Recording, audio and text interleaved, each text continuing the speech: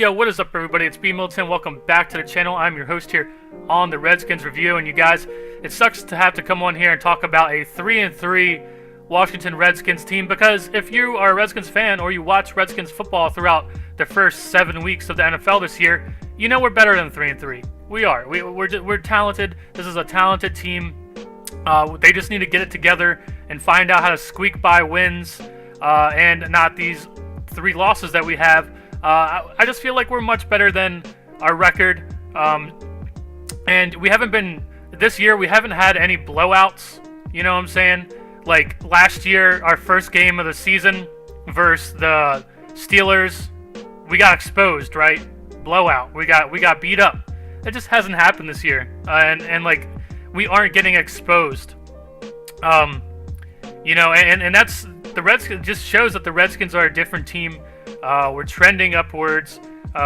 Even though we have a mediocre 3-3 record, I'm sure there's people who don't want to face us. I'm sure there's people who see our offense move the ball. They see Chris Thompson and they're worried about him. And let's just jump into this Redskins-Eagles game. And the first thing I gotta say, man, is I don't fear the Eagles. I just don't, man. We lost, and this may seem crazy, and I'm sure people are probably going to try to give me shit for doing this or saying this. We lost to the Eagles twice this year, but I don't fear the Eagles, man. I just don't. Like, I respect the Eagles. They're 6-1. I didn't watch all their other games versus all their other opponents. They could be a really good team, but what I'm going off of is the 2 times that we played them, I don't fear them. It is a winnable game. If we had to go, if the Redskins find a way into the playoffs this year through a wild card or something like that, and we have to play the Eagles again, or if we had to play the Eagles again tomorrow, I like our chances, dude. I like our chances. We can beat them. It's a winnable game. I personally would fear playing the Chiefs over again. I'd fear that more. I would not want to play the Chiefs a second time or another time around. I would rather play the Eagles again. And the Chiefs are just a more well-rounded team. They're a team. The Eagles, they have Carson Wentz and a pretty good defensive line and coaches who call the right plays at the right time. The Eagles are a one-man show, straight up. Carson Wentz, if somehow someone finds a way to stop Carson Wentz, or he gets injured, it's over. It's done. It's donezo. You know, the best example I can give to you, last year, the Raiders. The Raiders, right? The Raiders were a surprise team. Derek Carr playing his ass off. One of the best teams for sure in the AFC. For sure going to the playoffs. Gonna give people fits. And what happened? They had a good defensive line. Shit secondary, just like the Eagles. They didn't have any wide receiver. Amari Cooper's not that good. Alright. Crabtree, I think, is better than Amari Cooper at times. They didn't really have a run game. They had Derek Carr. And then what happens right before they are obviously going to the playoffs? Derek Carr gets hurt. What do they do in the playoffs? Nada. Nothing. And then Derek Carr, in the NFL, injuries come. You get an injury, and then chances are you're going to get another injury sooner rather than later after you got that one injury, right? Derek Carr was hurt this year. Missed a game or 2 already. And I like Derek Carr. I think he's what he did. Like I said, he's kind of the same over there on the Raiders. He's kind of like a one-man band over there on the Raiders. He was in the talks for MVP race last year, and then what happens at the end of the year? He got hurt, man. He got hurt. And that's just, you know, it's not, when it comes down to the Eagles and Carson Wentz, it's not if. It's when, dude. When? When is it going to happen? Us as Redskins fans, we know what it's like. We know what it's like having a quarterback that either runs the ball unnecessarily just to put the team on his back and has to run for his life. We know what it's like. We know what it's like firsthand. If you want advice on this situation, come to a Redskins fan because we know all about it. Now, am I saying Carson Wentz is RG3? No, I'm not. RG3 was way more brittle. He was skinnier. He didn't have the pocket presence and stuff like that Carson Wentz has. Carson Wentz is a much bigger built guy and everything, but this is the NFL, dude. It's not if, it's when. When is it gonna happen? When is that one shot gonna happen? Another comparison. At the same time RG3 came into the league, do you remember a guy who was highly rated coming out of college football, and he's supposed to be the guy. He's supposed to be the next Peyton Manning. The guy's smart, but guess what? He also runs. He uses his legs. He extends plays and he runs. And do you know who I'm talking about? Andrew Luck. Andrew Luck. And what is Andrew Luck doing right now? Do you know what Andrew Luck's doing right now? Nothing. He's sitting on this goddamn sideline. He's probably not even at the game. He's probably not even there. He's broken. Andrew Luck has been destroyed the past couple years, and that's because he runs the football, and because he has to run the football because his offensive line isn't that good. I just see the similarities here with the Eagles, man. So that's why I'm tired of all this, the whole Carson Wentz thing. Don't get me wrong, I respect Carson Wentz. I respect the Eagles right now. And looking at their schedule that they got coming here, the last end half of their schedule or whatever, man, these guys got it made now. They already played through their rough part of the schedule. They got the easy part coming up. I fully expect them to finish the season strong, but I just see the similarities there too much between Andrew Luck, a guy coming out of college and was supposed to be the next Peyton Manning, and he also can extend plays, he can run the football, he runs for first downs, but guess what? Takes a lot of shots. Same thing with Carson Wentz. Pretty sure Carson Wentz is the most hit quarterback in the NFL this year. It's not if, it's when. So I had to hear it during the game, and I had to hear it from all these Eagles fans. Oh, get ready to have to deal with Carson Wentz for the next 10 years. He's going to be a powerhouse in the NFC East. Slow down, dude. Carson Wentz is a smart guy. But we know as Redskins fans firsthand, if you don't learn to slide, if you don't learn to throw the football away, bad things are going to happen to you, man. It's not if, it's when. And Carson Wentz is a tough SOB, man. He is. Give him credit. He's tough. He had broken ribs last year. Last year, someone broke his ribs in preseason, and he played through that. But I'm just saying, it's not if, it's when, dude. Unless he learns, unless the Eagles somehow build a much better team around him, because like I said, I don't fear the Eagles. I don't fear them, man. They had no run game. LeGarrette Blount in the first half of the game had 8 carries for 0 yards. 0 yards. I wasn't afraid of LeGarrette Blount, and I wasn't afraid of their wide receivers. It was a one-man band. It was Carson Wentz. He did it himself. And the thing is, if he's gone, man, if something happens to him, the show's over. They got a good defensive line. Zach Ertz can give people problems at times. But that's it, dude.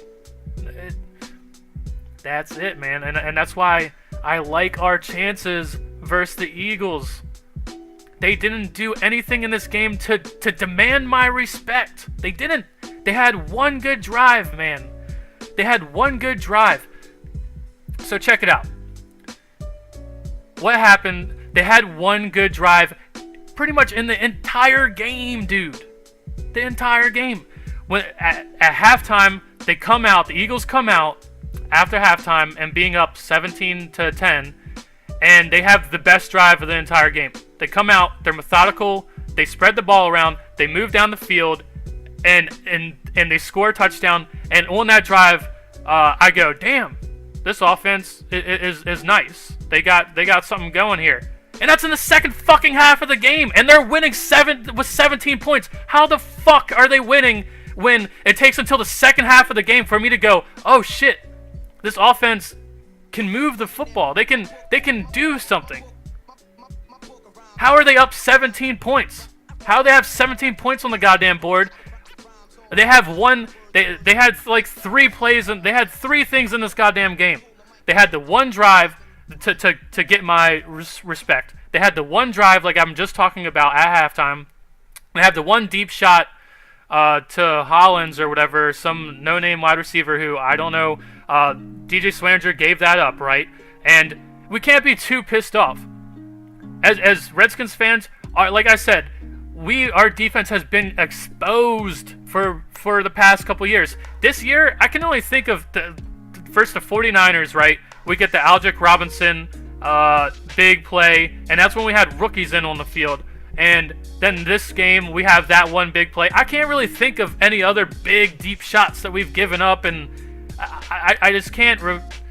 There might be another one, but I cannot remember. If you go back to the past couple years of our defense, it's just us giving up the long, easy touchdowns over and over and over. So,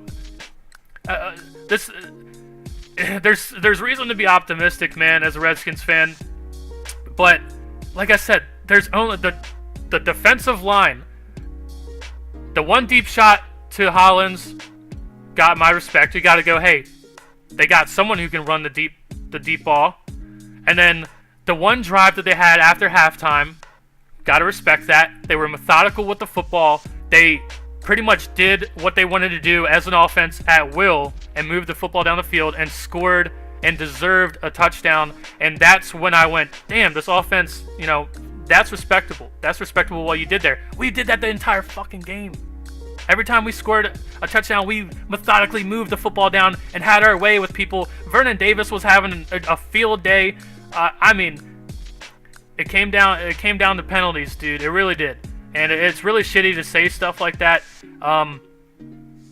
And also, credit to their defensive line. Before I go into the whole penalties thing, credit to the Eagles' defensive line, and more so credit to their defensive coordinator, because we've been ranting and raving about Greg Minuski, but in the past couple games without Josh Norman, he's been kind of not dialing up the exotic blitzes and things like that. And what does Philly do? They say, hey, in the first time we played the Eagles, or the first time we played the Redskins, when we sent more people than their offensive line could block, Kirk Cousins, what does he do? He throws inaccurate passes to the first person, to Jamison Crowder, it seems like, every single goddamn time. And what do they do in this game on third down? They sent pressure every single goddamn time. They learned from their past game. They learned.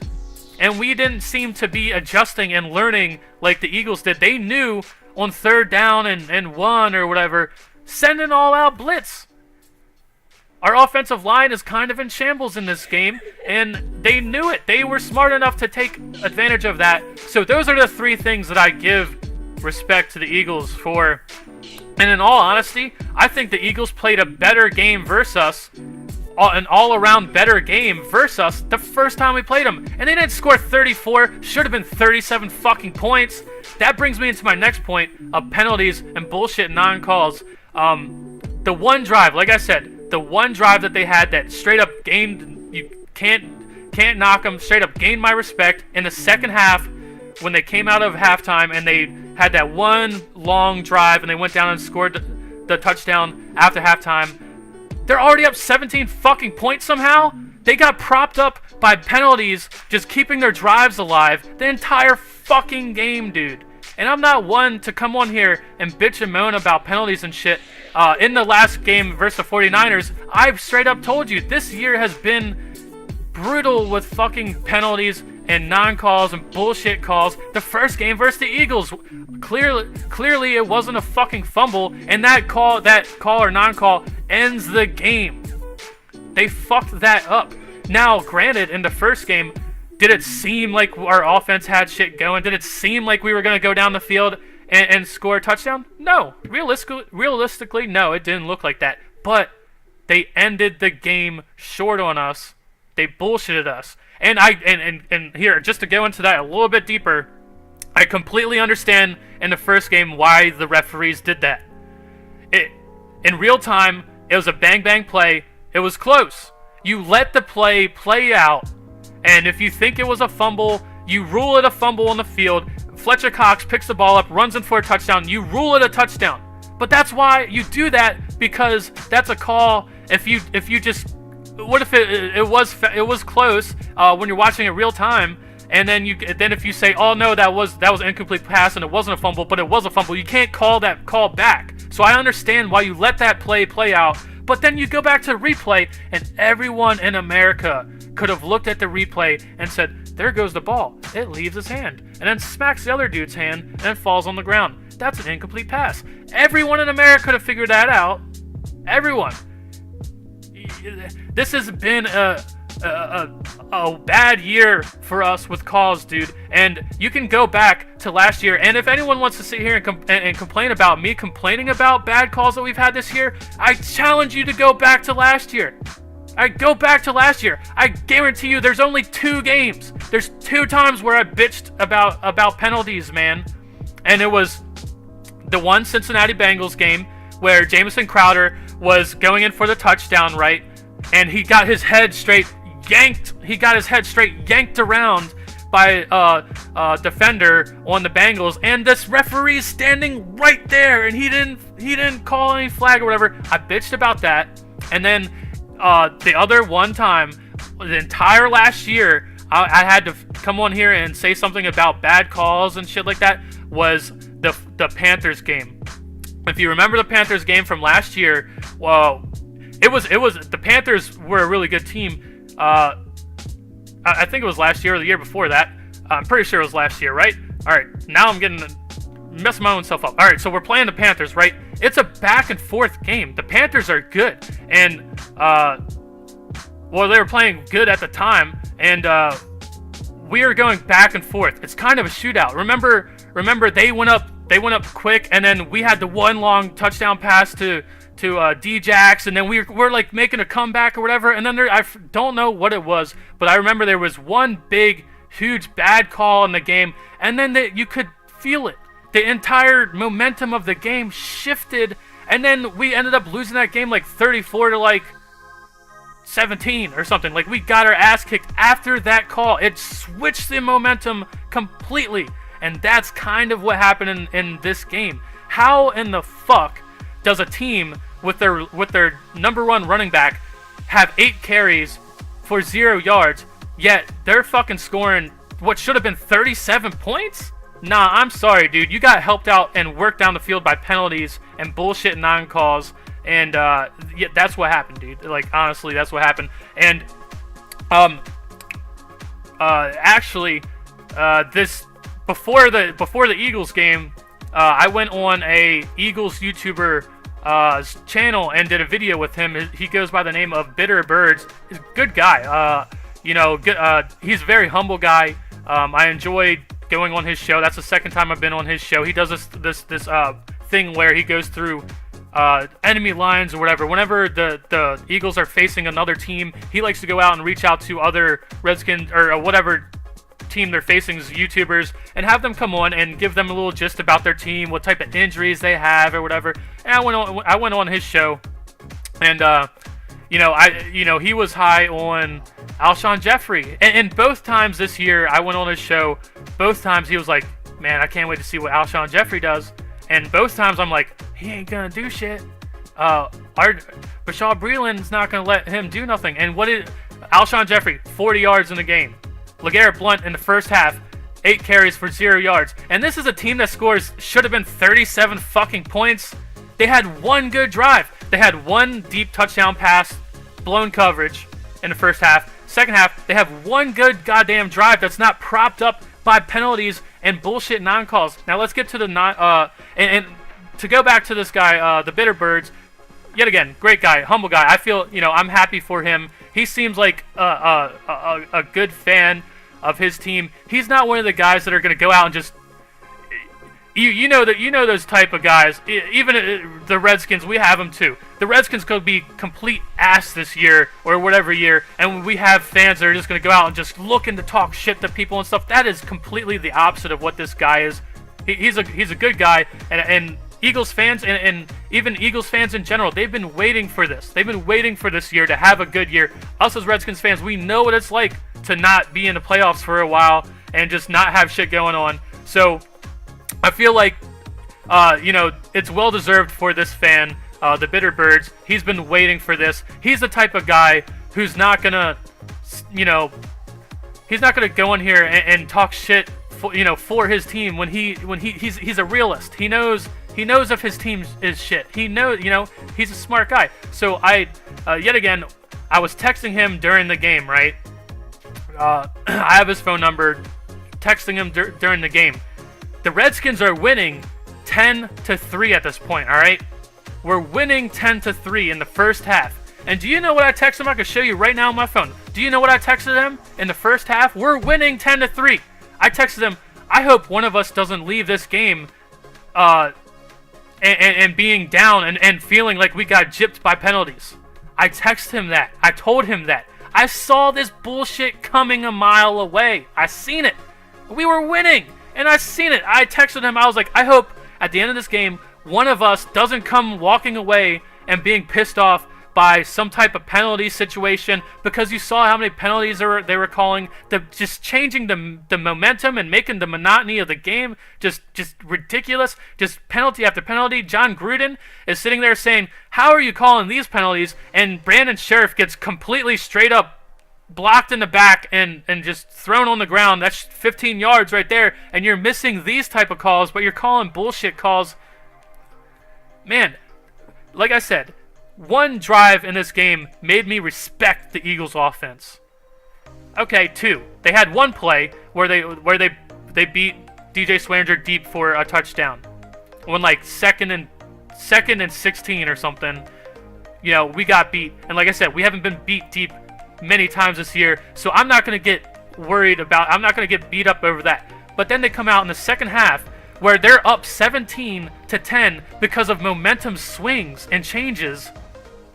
And then guess what? They have the momentum coming out of halftime, and then they go and score their best drive of the game, the most deserving, after they got the momentum swings. You see what I'm saying? I'm not going to sit here and complain about having a rough schedule. The next 4 out of 5 teams that we play have a winning record. We got a hard-ass road to go. But like I said, I embrace a hard schedule, because when we get to the end of it, if we make the playoffs and we have a schedule like we do this year, nobody can sit here and say they don't deserve that. Why are they in the playoffs? We would demand respect from people. That's why I don't care what our schedule's like. If we have a hard schedule, who cares? Good teams win no matter what. But it's just rough seeing some of these goddamn bullshit penalties. Last game, Vernon Davis, clearly it wasn't a fumble. We get shafted. And all fans hate. It's not just us. It's not just me. All fans hate bullshit penalties or penalties that get called wrong or not called at all. All fans hate it. What I'm saying is, for some reason, the officiating has been terrible in our games. And there's the biggest play, the biggest momentum swing in this game. What was it? What was the biggest momentum swing in this game? After halftime, the Eagles go out, score a touchdown. Well deserved. Best drive I've seen them put together in either the last game we played them or this game. Phenomenal drive. You got to respect it. They came out and they did what they wanted, and they moved the football down the field effortlessly, scored a touchdown. What happens after that? We move the ball effortlessly, like we've been doing the entire game, except for on third downs, because their defensive coordinator knows how to blitz pressure exotically and get after quarterbacks on third down, which we seem like we can't do that right now because we're afraid that we don't have Josh Norman on the field. So and also we're missing, Sua Cravens. We're missing him, dude, because on third and 1 or whatever, we would be blitzing the shit out of Sua Cravens, and he would be he would at least get to Carson Wentz. I don't know if he'd take him down, but he'd at least get there quickly. And we just seem like we haven't been doing that versus mobile quarterbacks. That's been our Achilles heel all game. But so they go down, score their drive. We come back, have our way, do whatever we want on the football field, move down, score a touchdown, right? And it's like, damn, the Redskins are coming back. All we need is a defensive stop, and then we could probably go down the field and probably score like we just did again. And what happens? We come out, stop the Eagles on first down. Stop them on second down, stop them on second down. It's like 3rd down and 8. 3rd down and 8. The Redskins defense is coming out and having their way with these boys. They're coming out here and doing their job. We have the momentum. We are coming back. We're making a comeback. We have the momentum. And then what happens on 3rd and 8? A bad non-call. And I don't see enough people talking about this. This is a real issue. The escape play where Carson Wentz escapes miraculously and runs for a first down, and then they have the momentum. That just brings the crowd into it. It brings the momentum to the Eagles, and then they never stopped after that. They had the momentum the entire game after that, and it's a bullshit non-call, dude. How many times you're gonna sit here and tell me I will put up on the screen? I'll put a picture of this up on the screen over here so you can see. Now you tell me, if you're a referee and you see this play happening, it's 3rd and 8. The Redskins defensive line swallowing this quarterback up, just pushing the pocket right up into his lap. He's got nothing to do. There's nothing for him to do. He's swallowed up. A defensive lineman has a hand on his ass. If that's Eli Manning in the game, what are the referees going to do? What are the referees going to do? They're going to blow the whistle. Play's over. You got, dude. You got. But no, because it's Carson Wentz, a guy who's known to scramble, a guy who's known to escape and evade. The referees give this dude more time to figure out how to escape. You see what I'm saying? Why? That's a discrepancy in refereeing. That's a discrepancy. If you're going to call it for one quarterback, why are you not going to call it for another quarterback? You see a huge pile of defensive linemen swallowing up the pocket, and you tell me the same thing happens, and that's Eli Manning right there? Do you honestly think the referees aren't going to end that play right there and whistle that dead? Yeah, they do it for running backs. If a running back is getting swallowed up and there's nowhere for him to go, they blow the whistle, dude. But no, not for Carson Wentz. He's known to escape. He's known to run the football. So let's just give this dude more time to figure out how to escape. It's just a discrepancy in bullshit refereeing, dude. If it should be for one quarterback, it should be for the other. Just because this guy's known for doing that, why are you giving him advantages? Why are you giving him the benefit of the doubt? You see what I'm saying? Like, that's bullshit, dude. That is what changed the momentum of this game, and we never got it back. After that escape play, the Eagles just walked down the field with some penalties and scored and scored and scored. I'm sorry, dude. I'm sorry. If I'm coming off as just like an apologist or something like that, I'm sorry, dude. But I watch a lot of football. I watch at least 5 games a week, and then the Redskins game multiple times. I see enough games to know when I've been bullshitted. I've seen enough games in my lifetime to know what is bullshit. You're telling me if that same exact play, don't worry, I'll put it up on the screen over here. You look at that, and we got a hand up on this dude. You're telling me if that's Eli Manning or Peyton Manning, the referees aren't whistling that dead? That play's dead, dude. You got nothing. You got. Our defensive line got you. You had nowhere to go. But no, let's give this dude. Let's see if this dude. Let's give this dude some time. And then ultimately, let's flip this script around. Let's flip it around. So, like I said, for Carson Wentz, it's not if, it's when. Sooner or later, it's going to happen. If he doesn't change his ways, he's going to get got. All right? Sooner or later. Is it going to happen this year? No idea. Don't ask me when. It's going to happen. Sooner or later, he's going to get got. All right? And then, so, for this play, changes the momentum of the game. Eagles just after that, they just can't be stopped on offense, right? And they just go down and score and score and score, and then our offense does come back and responds, but it's by that time it's too late, man. And the momentum in the game has shifted because of a bad non-call. And so let's flip the script though. Carson Wentz and the Eagles fans, they get this win. Feel good about it for sure. A win's a win. I'm not telling Eagles fans not to be happy. A win's a win, dude. Hell yeah. That was your Monday night. That was your Monday night, man. You guys got that win. We've been sweeping the Eagles. It was time for them to get us, man.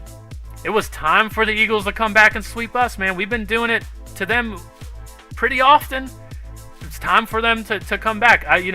They're due it. They're due one. So good for them, man. I'm not telling them not to be happy, but like I said, it's not if, but when. So let's flip that play around again. Like I said, for any other quarterback who's not Russell Wilson, for any other quarterback who's not freaking Carson Wentz, that play is gonna get whistled dead, right? When the quarterback's getting swallowed up like that and got not shit to do, he's got defensive linemen yoking him up. That whistle's getting called, right? But if it's not getting called for Carson Wentz, that's more chances for him to get got, more chances for him to get hit, more chances for him to fumble the ball. It's bad for him to get someone. That's more time for someone. Perfect example in this game. What happened? We saw Jason Peters leave the game. We saw a couple of our guys leave the game from offensive linemen and defensive linemen falling over and rolling up on other people's legs. Right? That's more chances for Carson Wentz to get hurt. So enjoy it for now. Enjoy the win for now. But it's like, even though the referees are giving Carson Wentz this, they're not doubting him. They're not going to blow the whistle like they are for other quarterbacks. That might be the not if, but when. That might come back and bite you. Like, it's a silver lining. So, like I said, I know this is going to come off as just blaming the referees or whatever. Not at all. I mean, dude, bad calls happen. All I'm saying is, as Redskins fans, watching this season, it's been more apparent than in the past. And I don't know about other fan bases. I don't know. I don't watch every single game from any other fan base. But collectively as fans, we just hate penalties. It slows the game, changes momentum in the game. Obviously, there's deserved penalties. The block in the back on Brandon Scherf, that's pretty apparent that you're blocking him in the back. There are penalties that are deserved. Hands to the face mask, for sure. That's a penalty. Quentin Dunbar, you can't do that. Grabbing a dude's face mask, you can't do it. That's a deserved penalty. That's a penalty we deserve. But it's just, this year has been brutal, dude. It's been brutal with the calls. And I guess I gotta just take I gotta take this penalty, this whole penalty and non-penalty bullshit calls type of thing. I guess what I need to do is just sit here, and I need to the same mindset that I have with the same mindset that I have with the hard schedule. You know, like I said, I don't mind if we have a hard schedule, because a good team's gonna win somehow. They're gonna find a way to win. And if we find ourselves in the playoffs this year, we're gonna go and we're gonna look back at the road that we took and went, damn, we had a hard ass schedule and we did it, and we proved to everyone that we deserve to be here. So I don't mind the hard schedule. So I guess I just need to accept the penalties and the bullshit calls and non-calls. I guess I need to just start doing the same goddamn thing. Hey, not only did we go through a hard ass schedule this year, and somehow, hopefully we still make the playoffs somehow if we just keep playing, if we start putting all the pieces together, if we start getting some healthy people back, I don't see why we can't put up 20 plus points every single week versus people and make them try to keep up with us. I don't, I'm still optimistic. Our team, for the injuries that we had in this game, we didn't get exposed. Like I said, we've been us as Redskins fans, the past couple years, our defense has been getting exposed and exposed and exposed. It just hasn't happened. We haven't gotten our asses kicked at all this year. They've been close games, and yeah, those are dogfights and everything, but we haven't gotten our ass kicked at all by anybody. Even the Chiefs game, we had a chance to win that game. Even the Eagles' first game, we had a chance to win that game. Few bad calls in this game. We could have still been in this game and won it. It's if we do something this year, if we somehow turn this shit around and we put all the pieces of the puzzle together and we go and we get a wild card spot in the playoffs this year, watch out, dude. We got a deadly-ass team. If we go through all this adversity and we make it, watch out for the Redskins. And if we see the Eagles again, you better watch out for the Redskins, dude, because like I said, I'm not impressed.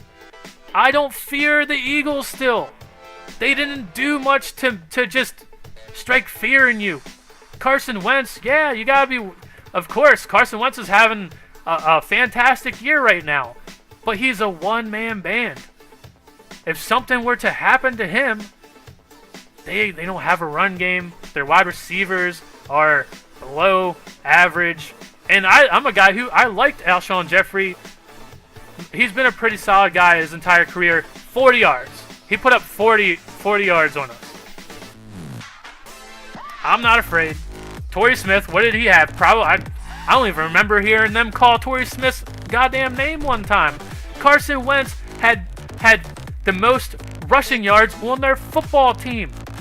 And what do I say? I come up here every single week, and in our losses, our other, not this loss, but the other two losses that we have this year, what did I come up here and I said? We can't expect to win a football game when Kirk Cousins is our leading rusher. They're winning football games with Carson Wentz as their leading rusher. Now, like I said, not if, but when. And I'm gonna leave it on that. I'm gonna leave it on that note. I'm curious what you guys have to say. I know I'm gonna get some shit from people for this video and having to try to point out, the whole penalty thing and them having one solid drive. They had the one big play to Hollins, their wide receiver, and then they had the one good drive coming out of the second half. But besides that, man, they had shit propped up on penalties and bullshit non-calls, and it kept them afloat, and it just kept the momentum, and it sucks, man. I guess we just gotta get better. We gotta put those pieces of the puzzle together and be the ones with the momentum. We gotta make momentum happen. And if we can't do it, then shit. Maybe we don't deserve to win. Maybe we don't deserve to go to the playoffs. We'll see. Time will tell. But see you guys in the next one. Peace.